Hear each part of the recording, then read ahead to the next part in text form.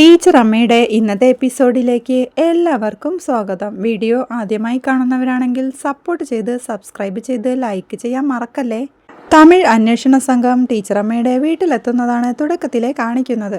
സ്ഥലം എസ്.ഐ പത്മനാഭൻ അവരെയും കൊണ്ട് ടീച്ചർ അമ്മയുടെ കുഴിമാടത്തിലേക്ക് പോകുന്നുണ്ട്. ഈ കാഴ്ചകളെല്ലാം കണ്ട് വീണയും മഹേഷും രാധയുമെല്ലാം പരിഭ്രാന്തരാവുന്നുണ്ട്.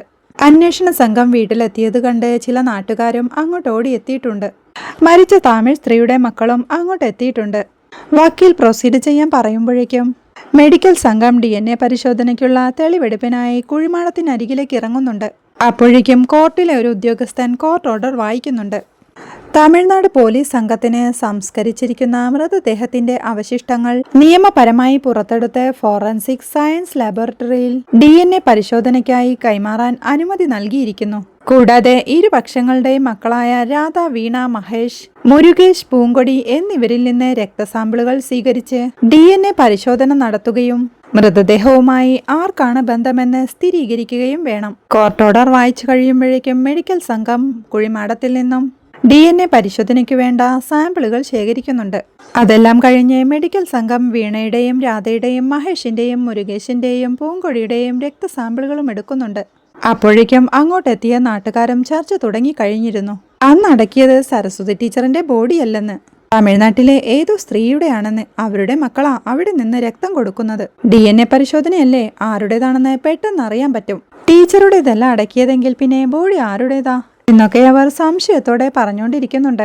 ബ്ലഡ് സാമ്പിൾസും റിമൈൻസിനൊപ്പം ഫോറൻസിക് ലാബിൽ പോകണം എന്ന് മെഡിക്കൽ സംഘം പറയുമ്പോഴേക്കും എന്താ മഹേഷേട്ടാ ഇവിടെ നടക്കുന്നതെന്ന് അമ്പരപ്പോടെ രേണുവും ചോദിക്കുന്നുണ്ട്.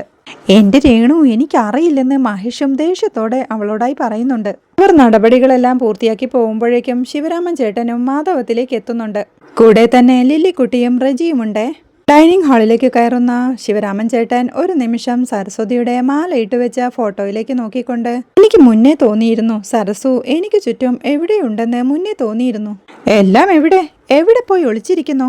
മഹേഷേ, രാധേ, ഇറങ്ങി വാടാ എന്ന് വല്യമ്മ ദേഷ്യത്തോടെ അലറുന്നുണ്ട്. മഹേഷും രാധയും വീണയുമെല്ലാം പരിഭ്രമത്തോടെ അങ്ങോട്ടെത്തുമ്പോഴേക്കും എല്ലാരും അറിഞ്ഞോണ്ട് എന്നെ പറ്റിക്കായിരുന്നല്ലേ. ഒടുവിൽ ആശുപത്രി ICUവിൽ കിടക്കുമ്പോഴും സരസ്വതിയെ കണ്ടത് ഒരു തോന്നലാണെന്ന് എല്ലാവരും അങ്ങോട്ട് ഉറപ്പിച്ചു. പക്ഷേ ഒന്നും എന്റെ തോന്നലായിരുന്നില്ല. അവൾ തിരിച്ചു വരുമെന്ന് എപ്പോഴും ഒരു തോന്നൽ പറഞ്ഞപ്പോഴും എല്ലാരും പറഞ്ഞതല്ലേ മരിച്ചുപോയവരൊന്നും തിരിച്ചു വരില്ലെന്ന്. മരിച്ചു പോയവരല്ലേ തിരിച്ചു വരാത്തതെന്ന് മഹേഷിനോടായി വല്യമ്മ ദേഷ്യത്തോടെ ചോദിക്കുന്നുണ്ട്. സരസ്വതിക്ക് പകരം ഇവിടെ കൊണ്ടുവന്നടക്കിയ ഏതോ സ്ത്രീയുടെ മക്കൾക്ക് അവരുടെ അമ്മ ഇനി തിരിച്ചു വരില്ല. അതാടി നേരെന്ന് രാധയോടും വല്യമ്മ പറയുന്നുണ്ട്. ഇനി കാര്യങ്ങളെല്ലാം നിയമത്തിന്റെ വഴിക്ക് പോകും. പക്ഷേ അതിലും മുന്നേ അതിലും വലിയ കോടതിക്ക് ചില കാര്യങ്ങൾ ചോദിക്കാനുണ്ട്. എന്റെ കോടതി, എന്റെ കൂടപ്പിറപ്പിനെ എവിടെയോ ഒളിപ്പിച്ചിട്ട് ഇൻഷുറൻസും ജോലിയും ഒപ്പിച്ച മക്കളുണ്ടിവിടെ എന്ന് മഹേഷിന്റെയും വീണയുടെയും മുഖത്തു നോക്കി വല്യമ്മ പറയുന്നുണ്ട്. അവരോട് രണ്ട് ചോദിക്കാതെ ഇത് തീരില്ല. ഒറ്റയൊരെണ്ണം എതിർത്തൊരക്ഷരം മിണ്ടിപ്പോയ കരണക്കുട്ടി അടിച്ചു പൊളിക്കും ഞാൻ. ദേ, പറമ്പിൽ പണിയെടുത്ത് തഴമ്പിച്ച കൈയടാ എന്ന് വല്യമ്മ മുഷ്ടി ചുരുട്ടി പറയുമ്പോഴേക്കും വല്യമ്മ ഒന്ന് സമാധാനിക്കേ, കാര്യങ്ങൾ വല്യമ്മ വിചാരിക്കുന്ന പോലെയല്ല എന്ന് മഹേഷും പറയുന്നുണ്ട്. പിന്നെ കാര്യങ്ങൾ നീ വിചാരിക്കുന്ന പോലെയാണോ? അതുകൊണ്ടല്ലേടാ വീട്ടിലെ കുഴിമാടത്തിൽ പോലീസ് വന്ന് മാന്തിയത്. DNA പരിശോധന കഴിഞ്ഞാലും അടക്കിയത് നിന്റെ അമ്മയുടെ ബോഡിയാണെന്ന് നിനക്കുറപ്പുണ്ടോടാ? എന്നാ ഞാൻ മാപ്പു ചോദിച്ച് തിരികെ പോവാം എന്ന് വല്യമ്മ പറയുമ്പോഴേക്കും മഹേഷും ഒന്നും മിണ്ടാനാവാതെ നിൽക്കുന്നുണ്ട്. തലകുനിച്ച് പേടിയോടെ നിൽക്കുന്ന രാധയോടായി നിനക്കുറപ്പുണ്ടോടി എന്ന് വല്യമ്മ ചോദിക്കുന്നുണ്ട്. രാധയും ഒന്നും മിണ്ടാതെ നിൽക്കുമ്പോഴേക്കും വല്യമ്മ ഒരു ചിരിയോടെ, ആർക്കും ഉത്തരമില്ലല്ലേ. ദേ, ചതിക്കു കൂട്ടുനിന്ന ഒരാളെയും ഞാൻ വെറുതെ വിടില്ലെന്ന് അവരുടെ നേരെ വിരൽ ചൂണ്ടിക്കൊണ്ട് വല്യമ്മ പറയുന്നുണ്ട്. എവിടെയാ സരസ്വതി, സത്യം പറയടാ എന്ന് മഹേഷ് അലറിക്കൊണ്ട് മഹേഷിനോടായി ചോദിക്കുമ്പോഴേക്കും മഹേഷ് ഒന്നും മിണ്ടാനാവാതെ നിൽക്കണ കണ്ട്, അതോ നിങ്ങൾ അവളെ കൊണ്ടുപോയി അടുക്കളയിൽ കുഴിച്ചിട്ടോ എന്ന് വല്യമ്മ ചോദിക്കുന്നുണ്ട്. മഹേഷ് വീണ്ടും ഒന്നും പറയാൻ കഴിയാതെ നിൽക്കുമ്പോഴേക്കും, ഞാനെല്ലാം കുത്തിപ്പൊളിക്കണോ? സത്യം പറയടാ മഹേഷേ, എവിടെയാ സരസു എന്ന് വല്യമ്മ മഹേഷിനോടായി ചോദിക്കുന്നുണ്ട്. വീണാപ്പോഴേക്കും പരിഭ്രമത്തോടെയും സങ്കടത്തോടെയും വല്യമ്മയുടെ അടുത്തേക്ക് നടന്നു വന്ന്, വല്യമ്മേ, അമ്മ മേലെ മുറിയിലുണ്ടെന്ന് പറയുന്നുണ്ട്. മേലെ മുറിയിൽ അടച്ചിട്ടിരിക്കുക അല്ലേ എന്ന് സങ്കടത്തോടെ ചോദിച്ചുകൊണ്ട് വല്യമ്മ മുകളിലേക്കുള്ള സ്റ്റെപ്പ് കയറി പോകുന്നുണ്ടേ. വല്യമ്മ ചെന്ന് മുകളിലെ റൂമിന്റെ ഡോർ തുറക്കുമ്പോഴേക്കും ടെൻഷനോടെ നിൽക്കണ സരസ്വതിയെയും കട്ടിലിൽ ടെൻഷനോടെ ഇരിക്കുന്ന കനിയെയുമാണ് കാണുന്നത്.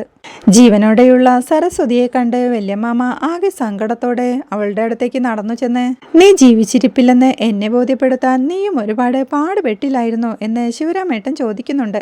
ടീച്ചറമ്മയും കരഞ്ഞോണ്ട് ഒന്നും മനഃപൂർവ്വമായിരുന്നില്ല ശിവരാമേട്ട എന്ന് പറയുമ്പോഴേക്കും നീ പോവും മുമ്പ് എനിക്ക് പോണമെന്നായിരുന്നു എന്റെ ആഗ്രഹം. നീ പ്രതീക്ഷിക്കാതെ പോയപ്പോ ഞാനങ്ങ് തളർന്നു പോയി. നീ പിള്ളേരെ പഠിപ്പിക്കുന്ന ഒരു ടീച്ചറല്ലേ, നിനക്ക് കാര്യവിവരമില്ലേ എന്ന് ടീച്ചറമ്മയോടായി ചോദിച്ചോണ്ട് കനിയുടെ നേരെ വിരൽ ചൂണ്ടി ഇവര് പറയുന്നത് കേട്ട് നീ എന്തിനിവിടെ ഇരുന്നെന്ന് വല്യമാമ ചോദിക്കുന്നുണ്ട്. ടീച്ചറമ്മ ഒന്നും പറയാനാവാതെ സങ്കടത്തോടെ കരയുമ്പോഴേക്കും ശിവരാമേട്ടൻ അവരുടെ കൈ പിടിച്ചു വലിച്ചോണ്ട് താഴേക്ക് കൊണ്ടുപോകുന്നുണ്ട്. മുകളിൽ എന്താ സംഭവിക്കുന്നതെന്ന് താഴെ നിന്ന് ഒളിഞ്ഞു നോക്കുന്ന മഹേഷ് അപ്പോഴേക്കും ദേ വരുന്നുണ്ട്. അമ്മയുമുണ്ട് കൂടെയെന്ന് രാധയോടായി പറയുന്നുണ്ട്. കാര്യമൊന്നും അറിയാതെ എന്താണെന്ന് ചോദിച്ച് രേണുകയും അവരുടെ കൂടെ തന്നെയുണ്ടേ. ശിവരാമേട്ടൻ സരസ്വതിയെയും പിടിച്ചു വലിച്ചോണ്ട് കൊന്ന് തളത്തിലേക്ക് മാറ്റി നിർത്തുമ്പോഴേക്കും അവരെ കാണുന്ന രേണുകയും അവർ ജീവനോടെയുണ്ടെന്ന സത്യം വിശ്വസിക്കാനാവാതെ ഞെട്ടലോടെ നോക്കി നിൽപ്പുണ്ട്. അപ്പോഴേക്കും അവിടെ നിൽക്കുന്ന മഹേഷിനോടായി നീയാണല്ലേ ഇതിന്റെ സൂത്രധാരൻ എന്നും ചോദിച്ചോണ്ട് വല്യമാമ അവന്റെ മുഖത്തിട്ട് ഒരടി കൊടുക്കുമ്പോഴേക്കും അവൻ നിലതെറ്റി താഴോട്ട് വീഴുന്നുണ്ട്. അവനവിടുന്ന് ഞെട്ടിപ്പിടഞ്ഞെഴുന്നേറ്റോണ്ട് വല്യമാമേ, ഞാൻ മാത്രമല്ല രാധേച്ചിയും ഉണ്ടെന്ന് മഹേഷ് പറയുന്നുണ്ട്. അപ്പോഴേക്കും രാധ ദേഷ്യത്തോടെ എന്റെ പേരിതിൽ വെറുതെ വലിച്ചിടല്ലേ മഹേഷ് എന്ന് പറയുന്നുണ്ട്. എനിക്ക് ഒറ്റയ്ക്ക് മാത്രം ഇതൊന്നും കൊള്ളാൻ വയ്യ എന്ന് തന്റെ കവിൾ പൊത്തി പിടിച്ചോണ്ട് മഹേഷ് പറയുമ്പോഴേക്കും നീയല്ലേ തമിഴ്നാട്ടിൽ പോയി ആരുടെ ബോഡി കണ്ട് സരസ്വതിയുടേതാണെന്നും പറഞ്ഞ് ഇങ്ങോട്ട് കൊണ്ടുവന്നതെന്ന് വല്യമാമ ചോദിക്കുന്നുണ്ട്. ഞാൻ മാത്രമല്ല അളിയനും ഉണ്ടായിരുന്നെന്ന് മഹേഷ് പറയുമ്പോഴേക്കും തിരിച്ചു വന്ന സരസുവിനെ മേലെ മുറിയിൽ കൊണ്ടിരുത്തിയത് ആരെന്ന് വല്യമാമ ചോദിക്കുന്നുണ്ട്. രാധേച്ചിയും ഞാനും എന്ന് മഹേഷ് പറയുമ്പോഴേക്കും വല്യമാമ രാധയുടെ നേരെ തിരിഞ്ഞോണ്ട് നീയും ഒരു അമ്മയല്ലേടി എന്നും ചോദിച്ച് അവളുടെ കവിളത്തിട്ടും ഒന്ന് കൊടുക്കുന്നുണ്ട്. വല്യമാമയുടെ അടിയിൽ വെച്ച് താഴേക്ക് വീണു പോകുന്ന രാധ അവിടുന്ന് മുഖം പൊത്തി പിടിച്ചുകൊണ്ട് എണീക്കുമ്പോഴേക്കും മഹേഷിന്റെ അടുത്തേക്ക് ചെന്ന് വല്യമാമ സരസുവിന്റെ ഇൻഷുറൻസ് തുക തട്ടിയെടുത്തത് ആരാന്ന് ചോദിക്കുന്നുണ്ട്. മഹേഷ് ആകെ പേടിയോടെ വല്യമാമ അത് തട്ടിയതല്ല, വാങ്ങിയതാ, അത് തെറ്റാണെങ്കിൽ ഞാൻ തിരിച്ചു കൊടുത്തോളാം എന്ന് പറഞ്ഞ് വല്യമാമയുടെ അടി തടുക്കാനായി മഹേഷ് നിൽക്കുമ്പോഴേക്കും ജോലി കൈക്കലാക്കാൻ രാധയൊന്ന് ശ്രമിച്ചു അല്ലേ എന്ന് വല്യമാമ രാധയോടായി ചോദിക്കുന്നുണ്ട്. അത് നടക്കാതെ പോയി, നിന്റെ ഭർത്താവ് വരട്ടെ, അവനും വെച്ചിട്ടുണ്ട്. ഒരു പോങ്ങൻ പോലീസ് ആയിപ്പോയില്ലോ അവനല്ലേ DNA പരിശോധന നടത്താതെ ആദ്യം ബോഡി എടുത്തോണ്ട് വന്നത്. അവൻ വരട്ടെ, ഉത്തരവാദിത്തമില്ലാത്തവൻ എന്ന് വല്യമാമ വിഷ്ണുവിനെ പറയുന്നത് കേട്ട് കല്ലുവും ആകെ ടെൻഷനോടെ നിൽപ്പുണ്ടേ.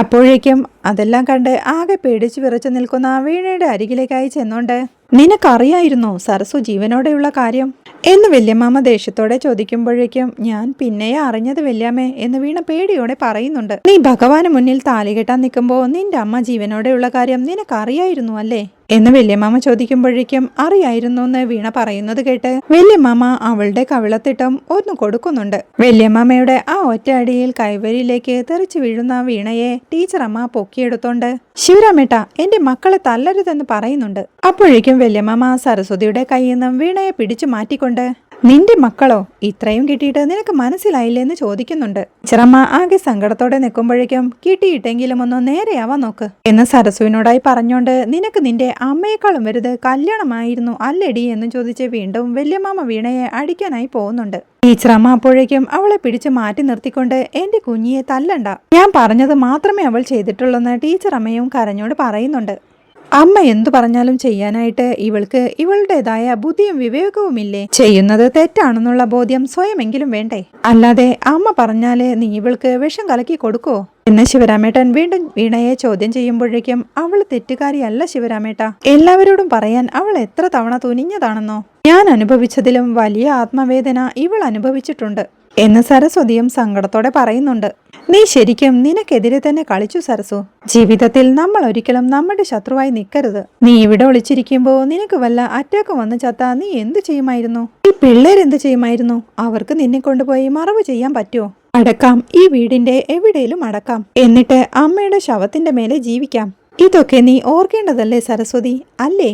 ഈ നാടിനെ പഠിപ്പിച്ച ടീച്ചറാ നീ. നാട്ടിലൊരു നീതിയും നിയമവും ഉണ്ട്, അത് ലംഘിക്കാൻ ആർക്കും അവകാശമില്ല എന്ന് വല്യമാമ ടീച്ചർ അമ്മയോടായി പറയുമ്പോഴേക്കും അതിനിടയ്ക്ക് നമ്മുടെ രേണുക അവിടെ നിന്നും ഒരിടത്തേക്ക് മാറി നിന്ന് തന്റെ അച്ഛനെ കോൾ ചെയ്യുന്നുണ്ട്. ഭാർഗവൻ ആ കോൾ എടുക്കുമ്പോഴേക്കും അച്ഛ, മഹേഷേട്ടന്റെ അമ്മ മരിച്ചിട്ടില്ല, മോളിലത്തെ മുറിയിൽ ഒളിച്ചിരിക്കുകയായിരുന്നു ഇത്രയും നാളും, മഹേഷേട്ടനും രാധേച്ചിയും കൂടി അറിഞ്ഞിട്ടുള്ള പരിപാടിയായി ഇത് എന്ന് രേണു പരിഭ്രമത്തോടെ പറയുമ്പോഴേക്കും ഞാൻ പണ്ട് മേലെ മുറിയിൽ ഒരു പ്രേതമുള്ള പോലെ തോന്നിയെന്ന് പറഞ്ഞില്ലേ, അത് ഇതാണ് കേട്ടോ എന്ന് ഭാർഗവനും പറയുന്നുണ്ട്. രേണുക ആകെ വെപ്രാളത്തോടെ അച്ഛനൊന്ന് പെട്ടെന്ന് ഇങ്ങോട്ട് വാ, ഇവിടെ ആകെ കലങ്ങി മറിഞ്ഞിരിക്കുക, ഇനി ഇവിടെ പോലീസോ ഒച്ചപ്പാടും ബഹളവുമായിരിക്കും. അച്ഛനൊന്ന് പെട്ടെന്ന് വാ എന്നവൾ പറയുമ്പോഴേക്കും വരാം മക്കളെ എന്നും പറഞ്ഞുകൊണ്ട് ഭാർഗവൻ കോൾ കട്ട് ചെയ്യുന്നുണ്ട്. അപ്പോഴേക്കും കാര്യങ്ങളെല്ലാം അറിഞ്ഞ് വിഷ്ണുവും തൻ്റെ ജീപ്പിൽ അങ്ങോട്ടായി എത്തുന്നുണ്ട്. വിഷ്ണു ആകാംക്ഷയോടെ ഓടി തളത്തിലെത്തുമ്പോഴേക്കും അവിടെ നിൽക്കുന്ന ടീച്ചർ അമ്മയെ കണ്ട് അമ്പരപ്പോടെ ഞെട്ടലോടെ നിൽക്കുന്നുണ്ട്. അത് കണ്ട് വലിയ മാമ വിഷ്ണുവിനോടായി ചോദിക്കുന്നുണ്ട്, നീ അങ്ങ് ഞെട്ടിപ്പോയല്ലേ? നിന്റെ തലയ്ക്ക് മേലെ ഇങ്ങനൊരെണ്ണം നടന്നിട്ട് നീ അന്വേഷിച്ച് ലോകം മൊത്തം നടന്നു. എന്തൊരു കൊഞ്ഞാണം പോലീസാടാ എന്ന് വലിയ മാമ ചോദിക്കുന്നുണ്ട്. അതെല്ലാം കേട്ട് ആകെ ടെൻഷനോടെയും സങ്കടത്തോടെയും രാധയും കല്ലുവും നിൽപ്പുണ്ടേ. നിനക്ക് പകരം ഒരു പോലീസ് പട്ടിയായിരുന്നു ഇവിടെ ഉണ്ടായിരുന്നെങ്കിൽ അത് മണത്തെങ്കിലും കണ്ടുപിടിച്ചേനെ. ഒരു പട്ടിയുടെ ഗുണം പോലും നിനക്ക് ഇല്ലാതായി പോയല്ലോടാ ഇൻസ്പെക്ടറെ എന്ന് വല്യമാമ കളിയാക്കി പറയുമ്പോഴേക്കും തോന്നിയാസം പറയരുതെന്ന് വിഷ്ണുവും പറയുന്നുണ്ട്. പറയുമിടാ, നിന്റെയൊക്കെ കഴിവുകേട് തന്നെ ഇത്. എല്ലാം സ്റ്റേഷനിൽ റിപ്പോർട്ട് ചെയ്യാൻ ഞാൻ തീരുമാനിച്ചു. അങ്ങോട്ട് പോവുക എന്ന് ശിവരാമേട്ടൻ ഉറപ്പിച്ച് പറയുമ്പോഴേക്കും ശിവരാമേട്ട എന്ന് താക്കീതോടെ ടീച്ചർ അമ്മ വിളിക്കുന്നുണ്ട്. ഇനി നീ ഒന്നും പറഞ്ഞ് തടസ്സപ്പെടുത്തണ്ട, ഞാനിത് റിപ്പോർട്ട് ചെയ്യാൻ തീരുമാനിച്ചുവെന്ന് ശിവരാമേട്ടനും തീർത്തു പറയുന്നുണ്ട്. അപ്പോഴേക്കും റിജിയോട് വണ്ടിയെടുക്കാനായി പറഞ്ഞുകൊണ്ട് വലിയ മാമ അവിടെ നിന്ന് ഇറങ്ങി പോകുന്നുണ്ടേ. ആകെ തളർച്ചയോടെ ടീച്ചർ അമ്മയും ആ കൈവരിയിലേക്ക് ഇരിക്കുന്നിടത്താണ് ഇന്നത്തെ എപ്പിസോഡ് അവസാനിക്കുന്നത്. വീഡിയോ ഇഷ്ടമായാൽ സപ്പോർട്ട് ചെയ്ത് സബ്സ്ക്രൈബ് ചെയ്ത് ലൈക്ക് ചെയ്യാൻ മറക്കല്ലേ.